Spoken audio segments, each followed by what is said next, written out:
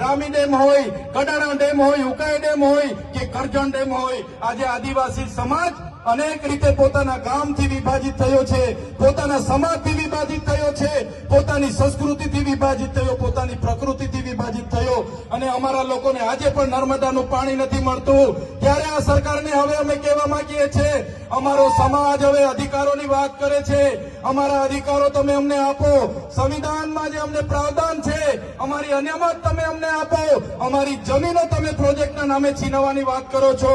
ત્યારે આ મંચ પરથી કહેવા માંગીએ છે, આંબા ડુંગરમાં જે 28 ગામોને તમે વિસ્થાપિત કરવા માટેનું જે ગેજેટ બહાર પાડ્યું છે, ત્યારે આ કવાંટની ધરતી પરથી ભારતીય જનતા પાર્ટીના તમામ નેતાઓને, એમના મુખ્યમંત્રીને, એમના નાયબ મુખ્યમંત્રીને આ મંચ પરથી કહેવા માંગુ છું, અમારા આંબા ડુંગરવાળાના એક પણ લોકોને તમે છંછેડશો તે દિવસે આંબા ડુંગરના લોકો માટે અમે અમારું ધન આપી દેવા માટે પણ તૈયાર છે, છેલ્લા શ્વાસ સુધી અમે લડીશું। મને આ વિસ્તારમાં આવીને મંત્રીઓએ કીધું કે એનું દુકાન નથી।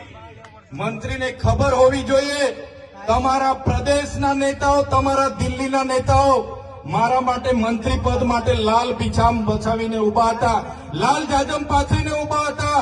મને તમારા પ્રદેશના નેતા અને દિલ્હીના નેતાએ કીધું, ચૈતરભાઈ તમે આવો, તમને કાલે મંત્રીમાં અમે ઉપાડી લઈએ, કાલે મંત્રી બનાવી દઈએ, પણ આ ચૈતરભાઈ વસાવા મંત્રી તંત્રી મુખ્યમંત્રી માટે નથી, અમારા આદિવાસીઓ માટે લડવાવાળા નેતા છે। ત્યારે શું તમે દુકાનની વાત કરો છો, શું તમે ઉધારની વાત કરો છો? તમારી દુકાન છે તમે ઉધારની વાત કરો છો, તમારી દુકાન છે તો તમારી દુકાનમાં અમારા લોકોના જે જાતિના, અમારા ઓરિજિનલ રાઠવાઓને આજે જાતિના પ્રમાણપત્રની તકલીફો પડે છે, તમે એમના પર 15 જાતના પુરાવા માંગો છો। આજે અમારા યુવાનો પોલીસની ભરતીમાં જાય છે, એમને કટઅપ 40 લઘુત્તમ માર્ક લાવવાની તમે પરિપત્ર બહાર પાડ્યો છે। જે ઉચ્ચ અભ્યાસ કરે છે એવા વિદ્યાર્થીઓ માટે તમે પોસ્ટ મેટ્રિક શિષ્યવૃત્તિ બંધ કરી છે, ત્યારે તમારું સરકારમાં કઈ ઉપજતું નથી અને તમે કવાંટમાં આવીને તમારી દુકાનની વાત કરો છો। આ એ ચૈતર વસાવા છે, આદિવાસી વિદ્યાર્થીઓને જે ઉચ્ચ અભ્યાસ કરે એમને પોસ્ટ મેટ્રિક શિષ્યવૃત્તિ સરકારે બંધ કરી હતી, એ સરકારને ઝુકાવીને 460 કરોડ રૂપિયા અપાવવાની ફરજ પાડી એ ચૈતર વસાવા છે, તમારા જેવા માય કાંગલા નથી।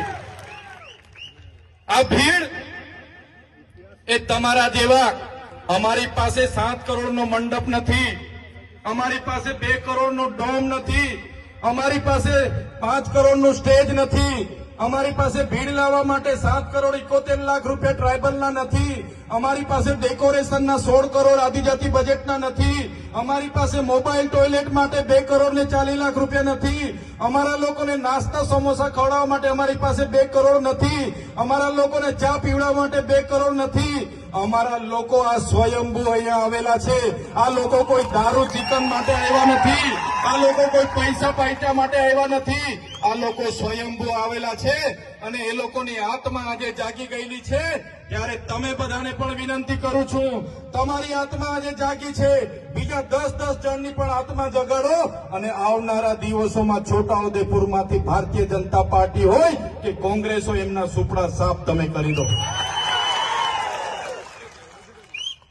આઝાદીના 50 વર્ષ કોંગ્રેસનું શાસન હતું, એ જમાનામાં ડેમોની પરિયોજનાઓ બની, એમના એમઓયુ થયા, પ્રોજેક્ટો થયા, રોડ થયા, કોરિડોર થયા, નહેરો નીકળી, હાઈ ટેન્શન લાઈનો નીકળી અને બધા જ પ્રકારના પ્રોજેક્ટો થયા। એ જ પ્રકારે ભારતીય જનતા પાર્ટીની 30 વર્ષની શાસનમાં એનું અમલ થયું। આજ દિન સુધી પૈસા એક નથી લાગુ, અનુસૂચિત 5 લાગુ નથી, આપણને જે આર્ટિકલ 230, આર્ટિકલ 330, 332 અંતર્ગત શૈક્ષણિક અને રાજકીય અનામત મળ્યું છે, એને પણ આજે છીનવવાની વાત છે। આપણા તમામ 73 એના અધિકારો છીનવવાની વાત છે, પૈસા એક્ટ અંતર્ગત ગામ સભાના પાવરો છીનવવાની વાત છે। ત્યારે આજે મારા વડીલોને, મારી માતાઓને, મારા યુવાન સાથીઓને હું આહ્વાન કરવા માટે આવ્યો છું। આજે મંચ પર બેઠેલા તમામ સરપંચો, અમારા તમામ પદાધિકારીઓ તમારા માટે લડવા માટે તૈયાર છે। આ ચૈતર વસાવા તમારા માટે છેલ્લા શ્વાસ સુધી લડવા તૈયાર છે, પણ મારા વડીલો, મારી માતાઓ, મારા યુવાન સાથીઓ, તમને હું વિનંતી કરવા માટે આવ્યો છું કે હવે તમે તૈયાર થઈ જાઓ, આ લોકોના જૂઠા વાયદાઓમાં નથી આવવાનું, આપણી અસ્મિતા બચે, આપણી સંસ્કૃતિ બચે, આપણી જમીન બચે, એ માટે આપણે બધાએ તૈયાર થઈને હવે આવનારી ચૂંટણીમાં ઈંટનો જવાબ પથ્થરથી આપી દેવા માટે તમારે તૈયાર રહેવું પડશે. અહીંયા મંત્રી આવ્યા હતા 3 દિવસ પહેલા, એમણે કીધું એવો તો કોઈ પ્રોજેક્ટ આંબા ડુંગરનો નથી, એવો તો કોઈ પ્રોજેક્ટ હાઇડ્રો પાવરનો નથી. ત્યારે સાથીઓ, એ મંત્રીની જેમ હું હવામાં વાત કરવા નથી આવ્યો, એ મંત્રીને હું કહેવા માટે આવ્યો છું.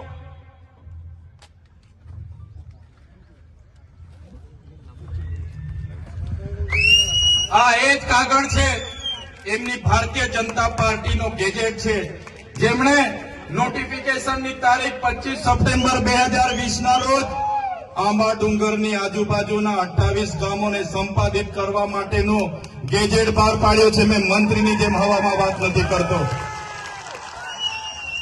અને સાથે જ મંત્રીને કહેવા માંગુ છું, તમારા જેવા અમે પાર્ટીના ગુલામ નથી, અમે આ સમાજ છે તો અમે ચૂંટાઈને જે ધારાસભ્ય બન્યા છે, અને જે દિવસે અમારા સમાજને અમારી જરૂરત પડશે ને, તો આ મંચ પર બેઠેલા લોકો પેલી લાઠી ખાશે, મંચ પર બેઠેલા લોકો પેલી ગોળી ખાશે, પણ અમારા સમાજને અમે ન્યાય અપાવીને રહીશું, ન્યાય અપાવીને રહીશું. જે પ્રકારે પાડળિયામાં આદિવાસી સમાજના 12 ગામ ઉઠાડવા માટે પોલીસ અને જંગલ ખાતું ગયું, અને ત્યાંના અમારા આગેવાનો એક થયા અને પાડલિયાના લોકોએ આદિવાસીનો પરચો બતાવ્યો, એ જ પ્રમાણે આવનારા દિવસોમાં જો અમારા આંબા ડુંગર અને આજુબાજુના 28 ગામ અને અમારા હાઇડ્રો પ્રોજેક્ટના નસવાડીના ગામના લોકોને જો પ્રશાસન હેરાન પરેશાન કરવાવાળા આવશે, તો સમજી લો પાડલિયાવાડી અમે કવાંટમાં પણ કરીશું.